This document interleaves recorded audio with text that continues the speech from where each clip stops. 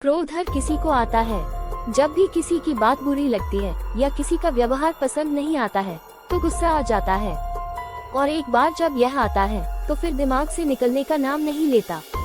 ऐसे में आप उस घटना को लेकर बैठ जाते हैं, उसके बारे में सोचते रहते हैं, हर समय वही बात दिमाग में घूमती रहती है। आप किसी से कोई भी बात करें, वह घटना बीच में आ जाती है। ऐसे में आप न चाहते हुए भी उस बारे में बात करने लगते हैं, उसकी शिकायत करने लगते हैं। और अगर उस समय वहाँ पर कोई बात करने वाला नहीं हुआ तो आप अपने आप से ही बातें करने लगते हैं, बड़बड़ाने लगते हैं। इस सब से उस व्यक्ति की सेहत पर तो कोई फर्क नहीं पड़ता, पर आपका नुकसान जरूर होता है। लेकिन अगर आप चाहें तो इस स्थिति से बच सकते हैं, इस नुकसान से खुद को बचा सकते हैं। कैसे, आइए जानते हैं महात्मा गौतम बुद्ध की इस कहानी के जरिए। एक बार की बात है, एक गांव में गौतम बुद्ध का प्रवचन चल रहा था।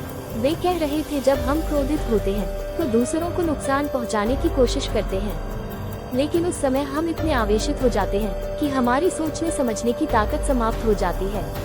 इसलिए क्रोध में हम सही निर्णय नहीं ले पाते और अपना ही नुकसान कर बैठते हैं। बुद्ध की उस सभा में एक गुस्सैल स्वभाव का व्यक्ति भी शामिल था। उसे बात बात पर गुस्सा आ जाता था। आज भी वह अपने परिवार वालों से झगड़ कर आया था और उस समय भी उसके दिमाग में उथल पुथल मची हुई थी। इसलिए उसे बुद्ध की बातें अच्छी नहीं लग रही थी। उसे लग रहा था कि जैसे बुद्ध उसे डांट रहे हों, सबके सामने उसकी बेइज्जती कर रहे हों। इससे उस व्यक्ति का क्रोध भड़क गया। वह अपनी जगह से उठा और बुद्ध के पास जा पहुंचा। इससे पहले कि कोई कुछ समझता, उसने बुद्ध के मुंह पर थूक दिया। ये देखकर वहां मौजूद लोग भड़क उठे और उस व्यक्ति के बारे में बुरा भला कहने लगे। लेकिन बुद्ध अभी भी अपनी जगह पर शांत बैठे हुए थे। उन्होंने अपना चेहरा पोंछा और बोले, क्या बात है वत्स, तुम्हें कुछ कहना है? उस व्यक्ति ने बुद्ध की बात का कोई जवाब नहीं दिया। वह बिना कुछ कहे वहां से चला गया। ये देखकर एक व्यक्ति से नहीं रहा गया।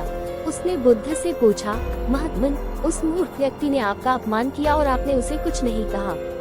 उसकी बात सुनकर बुद्ध धीरे से मुस्कुराए और फिर बोले, तुमने शायद उस व्यक्ति का चेहरा नहीं देखा। वह बहुत परेशान लग रहा था।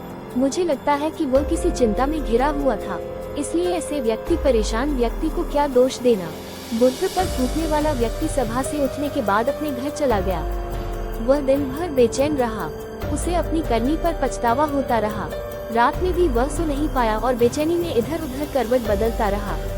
अगले दिन वह फिर से बुद्ध की सभा में गया। वहां पहुंचते ही वह बुद्ध के चरणों में गिर पड़ा और रोने लगा। ये देखकर बुद्ध ने पूछा, क्या हुआ वत्स, तुम क्यों रो रहे हो? वह बोला, मैं वही दुष्ट व्यक्ति हूँ जिसने कल आपका अपमान किया था। पता नहीं कल मुझ पर ऐसा कौन सा पागलपन सवार हुआ जो मैं ऐसी घृणित हरकत कर बैठा। कृपया मुझे क्षमा कर दें। बुद्ध बोले, कल की बातें तो कल ही समाप्त हो गयी वत्स। कल के बारे में आज क्या सोचना? अगर मैं उस घटना के बारे में सोचता रहता, क्रोध करता, तो उससे तो सिर्फ मेरा दिल दुखता। तुम्हें उससे कोई फर्क नहीं पड़ता।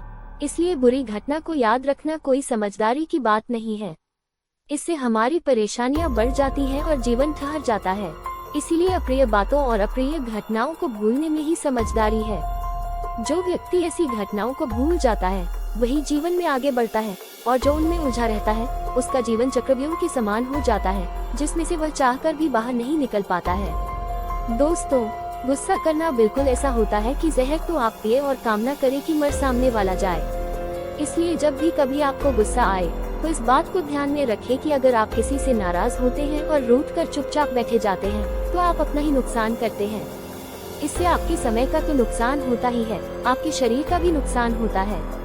इसलिए अप्रिय बातों और अप्रिय घटनाओं को लेकर बैठना कोई हल नहीं है। बेहतर है कि उन्हें भूलकर आगे बढ़ें। तभी आप जीवन के प्रवाह के साथ अपने आप को जोड़ पाएंगे और जीवन का आनंद ले पाएंगे।